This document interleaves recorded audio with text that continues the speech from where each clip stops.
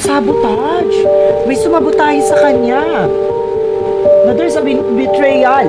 Kung nakadapa siya nung namatay siya, diba? Nakadapa siya. So there's a possibility na makuha niya yung justice. Welcome back po sa ating munting channel. Okay, July 20, 2026.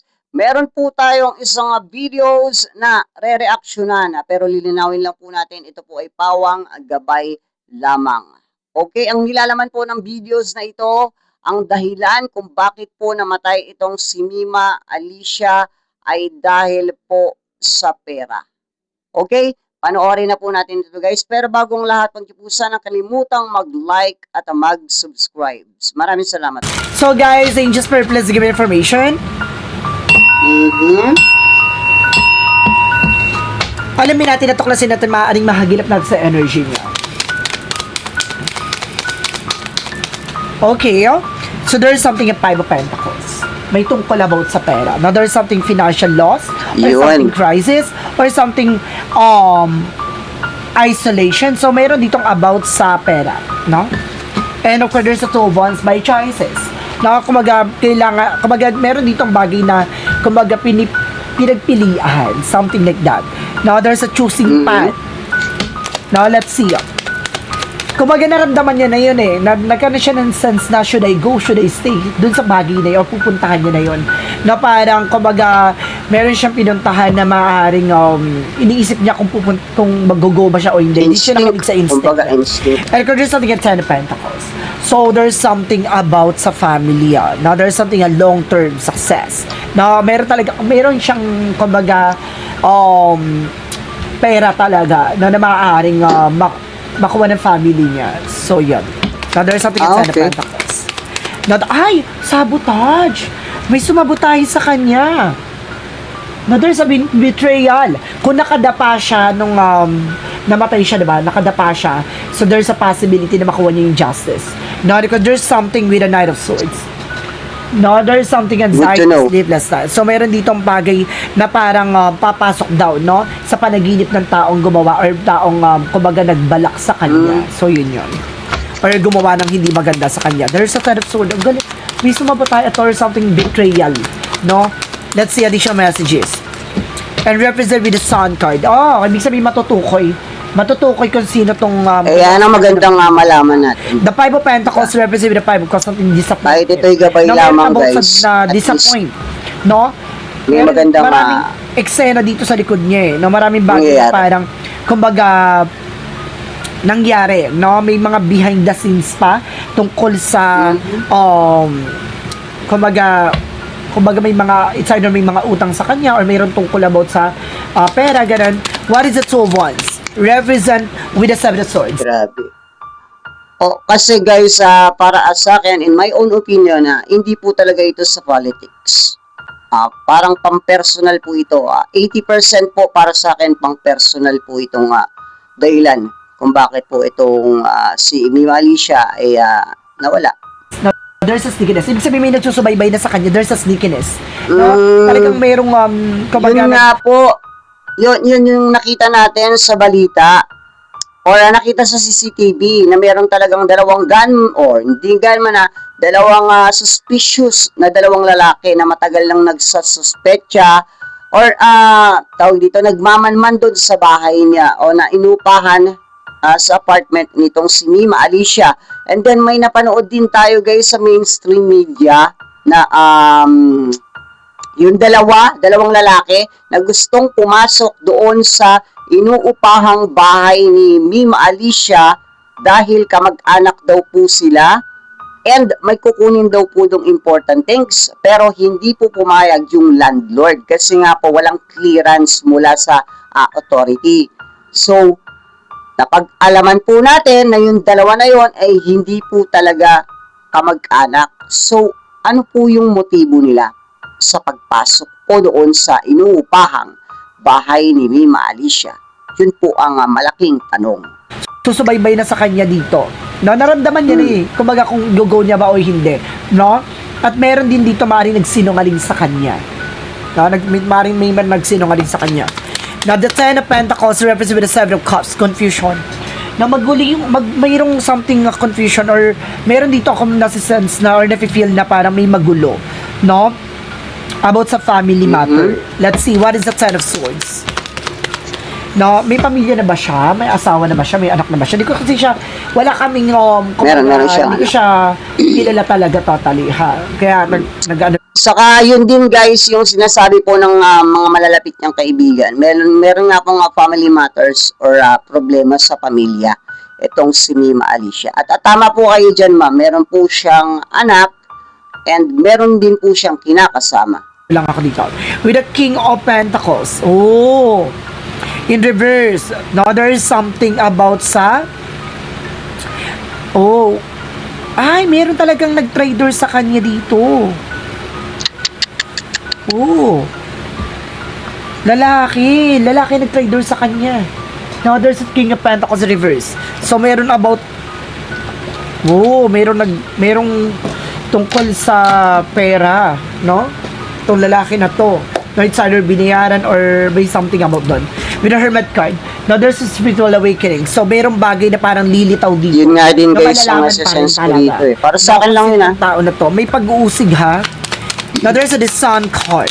Ito yung no, malalaman talaga eh. With the Nine of, there's a slow and steady. So, unti-unti, lalantad daw. Unti-unting malalaman daw. So, mabibigyan siya ng Good to know. justice. Now, there's a the Sun card and of course the Knight of Salamat sana. Sana So, let's see what is talaga. additional messages dito. With the Five of Pentacles, the Five of Cups, now there's something on the Eight of Pentacles. Now, may about sa kanyang trabaho. Or may about sa ano, kasi vlogger siya, di ba? So, there's a possibility na maaring there's something connected doon. No, connectado doon. Let's see what is the Two of Wands, the Seven of Swords, represent what? Represent with the Three of Wands. Now, there's a waiting for soul, waiting for ship. So, meron ng, kumbaga, naramdaman niya na yun eh. Now, mayroong, kumbaga, hinihintay na lang na maganap yung bagay na yun. No? Ibig sabihin talagang there's a plan. Na plano talaga. And of course, there's the judgment. No, see, kumbaga, mayroong paalala eh. Na parang mayroong ditong warning or red flag. No, na aaring nangyari. No, hindi lang siya talaga hindi lang siya nag-pay attention. Pag may lumabas na lovers dito, maloloka talaga ako. Now, there's something a chariot card. There's an action movement. Magkakaroon ng changes sa development dito. So, magkakaroon talaga ng kumbaga pagkilos at paggalaw na malalaman kung sino tong lalaki na trumider sa kanya. Now, there's something at temperance in reverse. There's an imbalance. Now, talagang meron distractions dito. So, merong bagay na parang kumbaga gustong i-distract or parang gustong sirain yung situations or something. Na parang guluhin yung eksena. What is the Sun card? Because the Nine of Pentacles. Represent with the Queen of Wands. Very confident siya eh. No, confident siya dito. And the Ace of Pentacles, there's something a big shot and big money coming in. So, meron about sa pera talaga dito, no? Kumbaga, meron ditong disappointment. Oh, so parang merong may pag-o-offer sa kanya ng pera pero yung tinanggihan niya, something like that, no? Ang galing niya.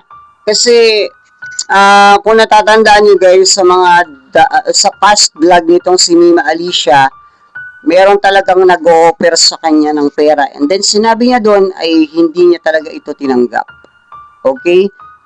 Pero, para sa akin talaga, 80% in my own opinion, private or privado po itong nangyari na ito. Additional messages. And there's a Three of Pentacles. Ay, may mga nakahalubilo siya. Now, there's a collaboration. May mga nakahalubilo siya dito na hindi niya alam na mayroong nagtitik-tik na sa kanya behind the scenes. No? There's a plan talaga. And the Knight of Wands, now there's something perseverance. No, kumbaga meron ditong about sa parang pinagtsatsagaan, ganon, or parang merong bagay na parang kumbaga gustong may sa katuparan, no, gustong mag-succeed dito. Talagang no, meron ako na sense dito sa side ng family, no, na mayroong eksena, no, may something issue. And of course, there's a tower moment. Now, there's some major changes. Kung may anak na to, may asawa na to, or dating karelasyon, there's a possibility that there's something connected doon. With with the tower moment, there's a major changes. No, meron talagang chaos, no, disaster. Talagang balak na, ano yun siya talaga. Nakita niyo yan, no? Nakatumba, tao yan nakadapa, no? Na maraming sword. Ibig sabihin dito, traitor talaga. May Tomb Raider sa kanya, no? Para pabagsak. Yun nga din guys, yung talagang naisip sirain ko dyan, siya dito. Alam nyo, wag naman sana yung iniisip ko Alam nyo na kung ano po yun. Wag naman sana. Kasi demonyo po yung hayop na yun. Kung totoo man yun na tinrider siya ng isang malapit sa kanya, demonyo yun. Kung lang kung. May nagko-control, lalaki. With the King of Wands. Oh, galit na galit. Oh, there's something galit na galit ng lalaki na to. May lalaking galit na galit sa kanya. Galit na galit sa kanya. That's the additional messages. Now, there's something in Two Pentacles. Okay, there's a struggling. So, meron dito parang nag-i-struggle siya ngayon. Meron siyang pinagdadaanan as of now. So, may mga circumstances dito na parang kumbaga may mga nakasama siya at nakahalubilo siya na hindi niya alam na itong tao na to ay maaring merong hidden intention, something like that. So let's see additional messages, no, about naman sa kanyang situations, no. Kumbaga makukuha man niya ba yung justice, no? Makukuha niya ba yung hustisya? There's a Ten of Wands in reverse, no. There's a release, there's a freedom, makakalaya siya dito, ibig sabihin makukuha niya. Now, there's a Ten of Wands in reverse. No? And there's a Five of Wands in reverse. Ayan, End of conflict. So, kumbaga, makukuha agad yung justice sa kanya. Salamat naman. Sana guys. Makikipag-offer ito. Mayroong mga parang magbibigay ng details or information about doon. And there's an Eight of Swords in reverse. Diba? May pag-release talagang merong pag-alis. Puro reverse guys Etong puro negative energy, etong puro negative na reading na to, puro puro reverse. Pag afraid kasi, more on complication, more on burden, no? More on a toxic situations, no? Para merong parang sinasabi dito na makikilala to, no, kung sino tong tao na to dahil mga nakakasalamuhan niya at nakasama niya tong tao na to, no? Nako. Parang malapit siya agad matumbok.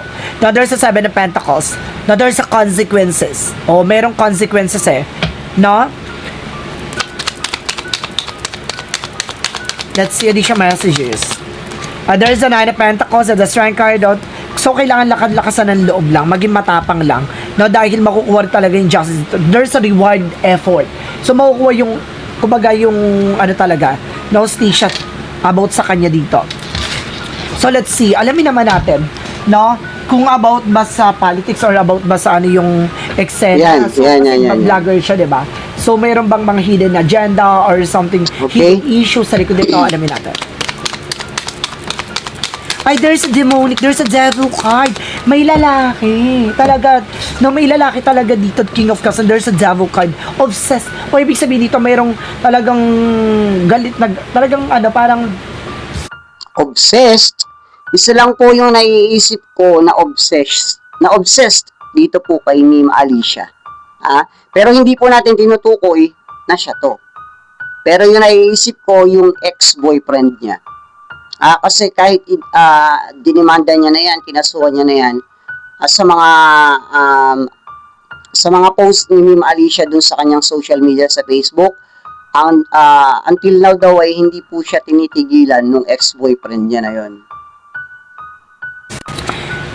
May about sa relationship, no? Mayroon about sa relationship na problem dito, no? There's a devil card. Mayroon. Okay. Guys, linawin natin, ito po ay pawang gabay lamang. Okay?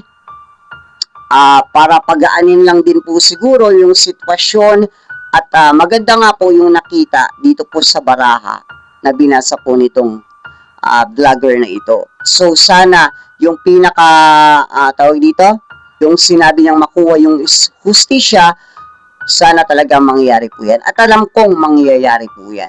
Dahil hindi po natutulog ang Diyos. Okay? At kung sino ka mang hinayupa ka na gumawa nito kay Mima Alicia, hintayin mo yung karma na bumalik sa'yo. Ano pa man yung dahilan mo, ano pa man ang rason kung bakit mo ginawa yan kay Mima Alicia, hindi mo yan dapat ginawa. Well, andyan na yan, ginawa mo na yan, pagsisihan mo man, wala na rin, hindi mo na maibabalik si Mima Alicia. So, karma na lang ang gaganti sa'yo. Okay? Ayan. Guys, ano po yung mga komento nyo dito sa ating videos? Pakilagay po dyan sa ating comment section para mabasa po natin. Huwag niyo po sana nakalimutan mag-like at mag-subscribe guys. Malaking tulong na po yan sa aming mga content creator. Maraming salamat po.